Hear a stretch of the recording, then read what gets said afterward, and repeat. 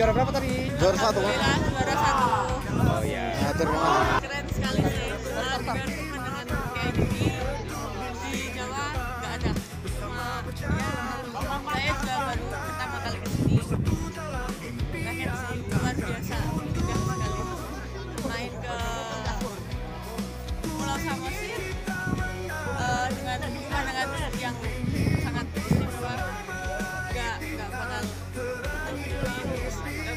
rugi kalau kesini. Terima kasih. Ya. Mbak, bisa dijelaskan apa aja kiatnya bisa menjadi juara dapat medali emas, Mbak, pada poli? Alhamdulillah sih, latihan pagi sore sampai kayak apa ya, dari sekolah jadi yang terbaik. Untuk lawan yang paling berat, Mbak, dari provinsi lain.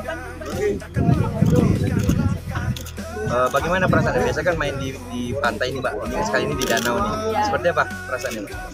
Ya sama sih, anginnya juga sih makin kenceng sini daripada yang tepi pantai. Biasanya kayak ada jam-jamnya, kalau di sini tuh kayak nggak tentu mau jam berapa tuh, kadang ada angin, kadang sampai ke badai.